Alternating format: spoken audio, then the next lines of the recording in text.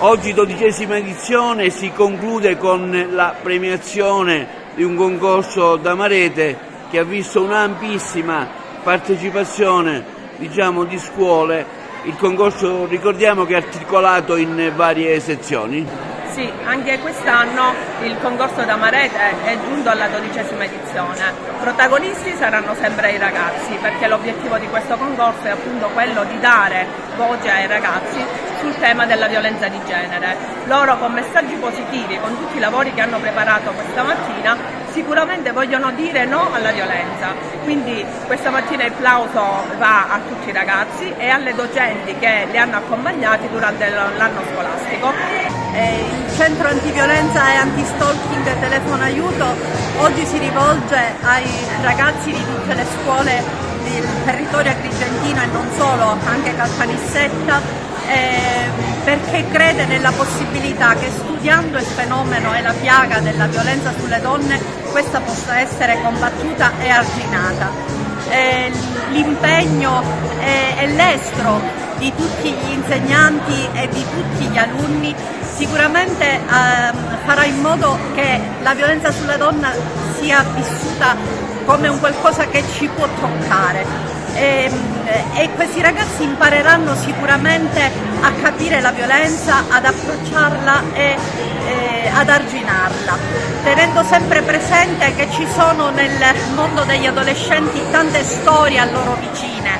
Penso alla storia della nostra Alice, vittima di violenza di gruppo sessuale e di revenge porn, che ha scelto di morire per sottrarsi alla violenza. Penso ad Antonella Ferro di Raffadali, che purtroppo stalkerizzata e uccisa per mano del suo ex fidanzato, e penso a Giulia Cecchettin, quindi quella ragazza che il suo bravo fidanzatino ha ucciso perché non la voleva lasciare andare via.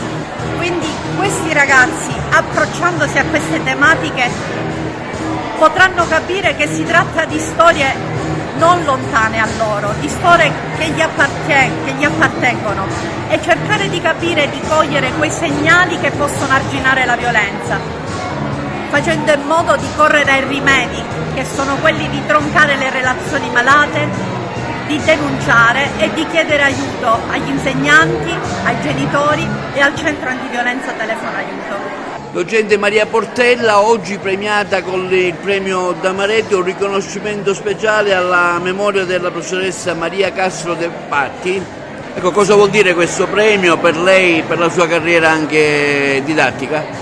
È un grande onore, una grande emozione. Essere docenti in questo periodo storico è veramente qualcosa di molto difficile, ci vuole grande energia, perché viviamo in un periodo in cui il rispetto dell'altro viene sempre meno a mancare, perché mancano i valori essenziali, quelli della famiglia, della solidarietà, per cui noi docenti dobbiamo veramente tenere duro, con grande forza sostenere i valori del rispetto della donna, della non violenza, la cultura dell'amore e della promozione dei valori, quelli veri, della famiglia e della solidarietà. Un premio importante, quello del concorso d'Amarete, un riconoscimento speciale alla memoria del dottore Giannannunzio Gatto, alla dirigente scolastica Greco.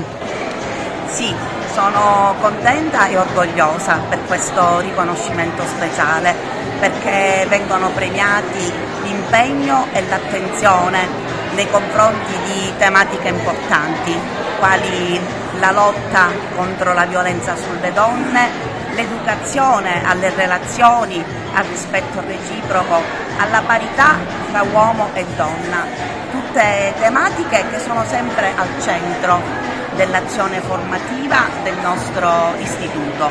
La violenza di genere si combatte con un profondo cambiamento culturale e in questo senso la scuola ha un compito fondamentale.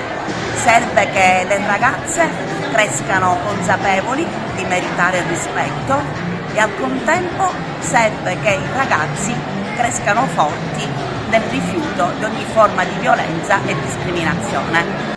Professore Stefano Tesè, anche la vostra scuola è stata premiata nella sezione musicale per ciò che riguarda la creazione di un testo musicale? Sì, è così, hanno apprezzato questo lavoro che è stato fatto, è praticamente una canzone composta dal punto di vista musicale da una alunna della scuola, una mia alunna, che ha proprio costruito dal niente questo brano musicale, che poi è stato, su questo brano è stato fatto pure un testo musicale in francese e con la tematica proprio rivolta all'universo femminile, a tutto ciò che ruota intorno alle problematiche per la violenza sulle donne. È stato apprezzato, questa è una grande soddisfazione che si inserisce in quelle attività di produzione musicale, soprattutto della creatività, e quindi quando i ragazzi a scuola imparano anche a costruire un brano musicale come in questo caso.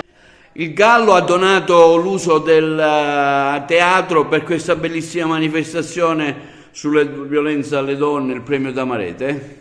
Sì, mettiamo a disposizione come ogni anno il nostro auditorium per permettere all'associazione Telefono Aiuto di realizzare, di concludere annualmente il concorso Damarete, del quale riconosciamo una grande valenza dal punto di vista educativo e formativo. Educare alla non violenza, educare al rispetto di se stessi e di chi ci sta intorno, a cominciare dall'ambiente familiare, è fondamentale nel processo di crescita dei nostri ragazzi. Noi come scuola lo facciamo quotidianamente, lo fanno i nostri professori attraverso le discipline per cercare di educare i ragazzi a prevenire questi fenomeni, perché è pur vero che è importante fronteggiarli e risolvere determinate problematiche, ma è ancora più importante la prevenzione.